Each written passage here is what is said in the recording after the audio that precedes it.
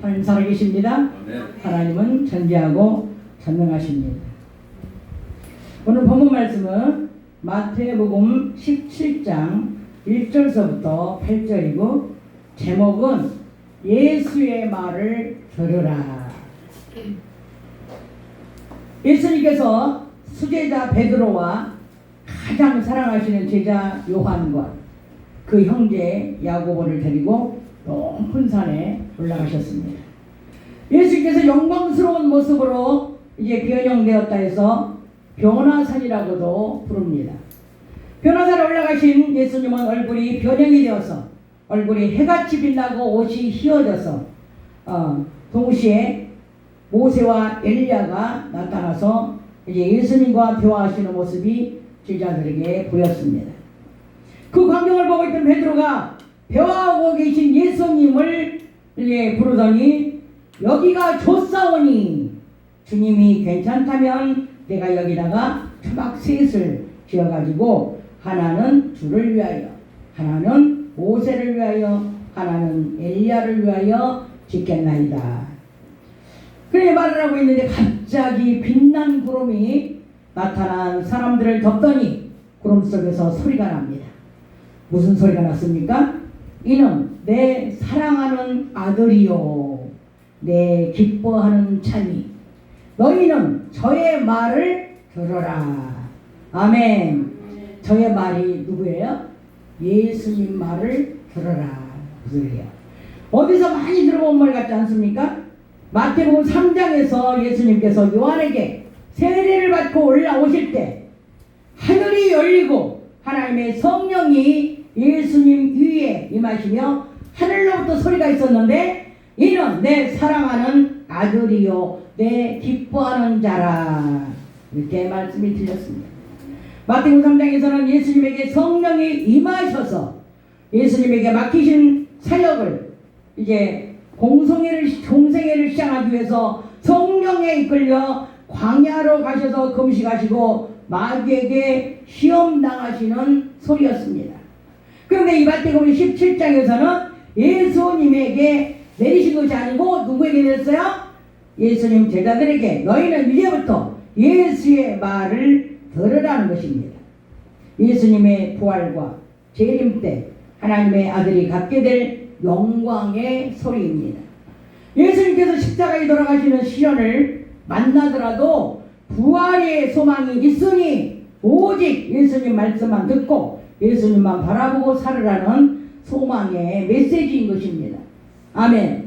베드로서 3장 12절에도 보면 베드로가 그때 마태복음 17장에서 들은 그 말씀이 기억이 나서 베드로후서 3장 12절에 말씀을 했습니다.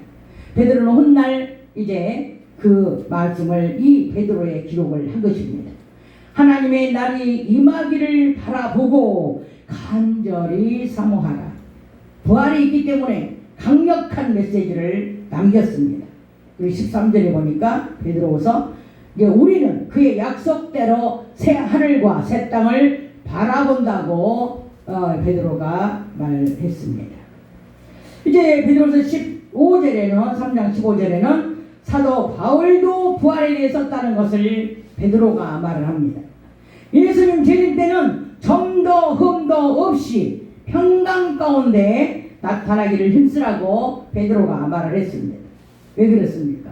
베드로는 저의 말을 들어라. 마태복음 17장에서 들은 그 메시지가 있기 때문에 그 소망을 가지고 지금까지 살고 또 이 베드로후서 베드로전서를 이렇게 장래의 소망을 우리에게 심어준 것입니다. 아멘. 저와 여러분은 이제 부활이 없다면 사도 바울은 불쌍한 자라고 말을 했듯이 저와 여러분도 아무런 소망이 없는 것입니다. 하나님은 왜 모세와 엘리야를 등장시켰을까요? 모세는 율법을 대표하는 종입니다. 모세는 40년 동안 광야 생활 끝에 80세의 큰 종으로 이제 크게 사용하신 위대한 종입니다. 하나님과 대면하여 대화한 종은 모세밖에 없습니다. 애굽에서 종살이 하는 하나님의 백성을 출애굽을 시키고 홍해를 가르며 반석에서 물을 내게 하며 10가지 이적까지 행하고 십계명을 받아가지고 와서 이스라엘 백성들에게 율법을 주고 엄청난 일들을 하나님께서 모세를 통해 하셨습니다. 그것은 모세가 한 일들을 예수 그리스도를 통하여 하여 주실 것을 보여주신 예표인 것입니다. 신명기 18장 15절에 선지자 하나를 일으키니 너희는 그의 말을 들을지어다. 아멘. 바로 이 말씀을 이루기 위해서 모세가 했던 일들을 예수님께서 하시겠다는 것을 미리 예언해 놓으셨습니다. 엘리야는 선지자를 대표하는 종이었습니다. 엘리야는 하늘에서 불을 끌어내리고 이제 바알 계단을 태우고 3년 6개월이나 비가 오지 않는 이스라엘 땅에 물을 끌어내려서 가뭄을 면하게 하고 사르밧 과부의 집에 기름과 밀가루가 떨어지지 아니하게 하고 과부의 죽은 아들을 살려내기까지 했던 위대한 선지자였습니다. 그러나 이 두 인물 모두가 하나님이 될 수 없고 온전한 사람도 될 수 없습니다. 이 사람들은 예수 그리스도가 필요한 사람들이고 이 사람들도 예수 그리스도로 말미암아 죄를 회개하고 용서받고 구원을 얻어야 될 사람들입니다. 이 어쩔 수 없는 죄인인 것입니다.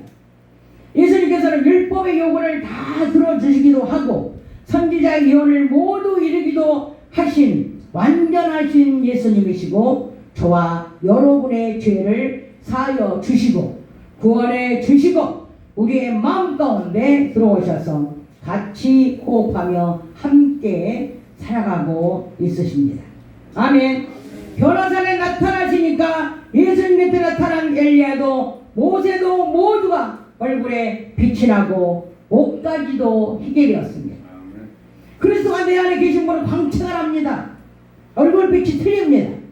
그리스도의 말씀 중심으로 그리스도의 말씀을 들어야 합니다.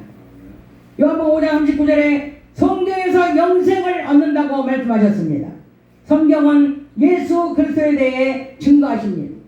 성경에서 예수 그리스도께서 말씀하신 것을 들어야 합니다. 6월은 호국 영령들에 대한 예의를 갖추는 달이라고 말들을 합니다.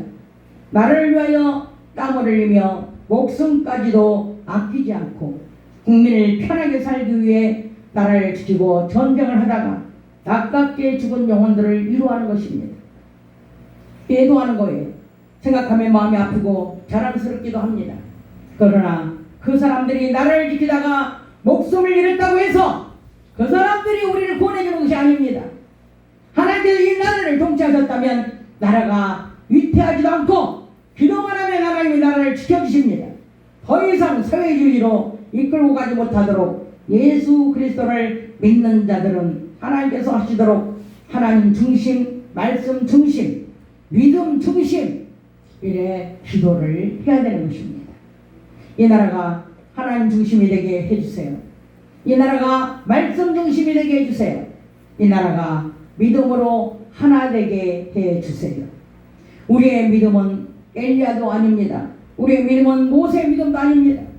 오직 그리스도의 믿음 말씀대로 사는 믿음입니다. 할렐루야. 아멘. 오직 은혜의 말씀께서 원하시는 대로 이끌어 주시옵소서. 사회주의가 되지 말고 믿음주의가 되게 하시옵소서. 오직 이 나라가 예수 그리스도만 보이게 하시고 예수 그리스도도 말씀만 듣게 하옵소서.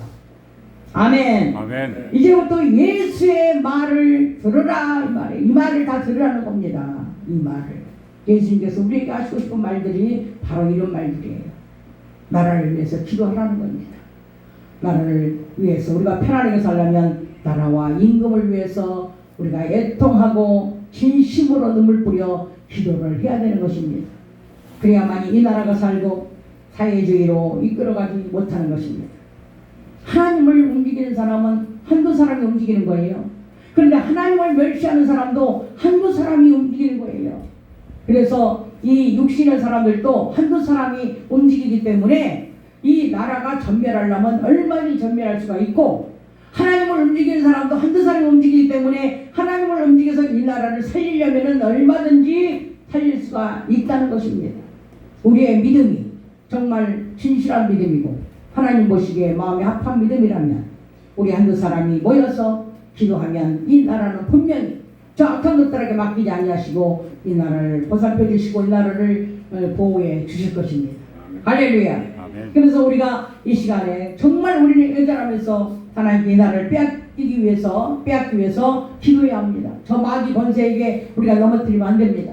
정말 우리나라가 지금 현재 기울어져 가고 있다는 사실을 우리는 알아야 합니다. 그래서 국민들이 눈을 떠야 되고 정말로 이 6월에는 증오의 달이라고 말들을 하지만 증오해봐야 나라에 증오하고 이제 사람들에게 증오하는 거 아닙니까? 하나님께 증오해야 되고 하나님의 말씀대로 사는 것이 우리의 증오 사상입니다. 그래서 우리는 이 나라도 육적인 나라도 지켜야 되고 하나님의 나라가 우리 안에 잘 설립될 수 있도록 또 우리 나라 이 하나님의 나라도 우리가 지켜야 되는 것입니다. 그래서 이 하나님의 나라는 여기 있다 저기 있다가 아니에요. 내 마음속에 있기 때문에 내 마음에서 하나님 나라를 빼앗기지 않도록 기도해야 되고 또 이 육신에 우리가 살고 있는 이 나라도 빼앗기지 않도록 우리가 정성껏 기도해야 되고 진심으로 하나님의 말씀 붙잡고 오늘도 이 말씀 아까 들려준 말씀대로 기도해야 합니다. 아멘. 이 나라가 하나님 중심이 되게 해주세요. 이 나라가 말씀 중심이 되게 해주세요. 이 나라가 믿음으로 하나 되게 해주세요. 이런 기도를 우리가 올려야 된다는 겁니다. 오늘 이 말씀 붙잡고 기도합니다.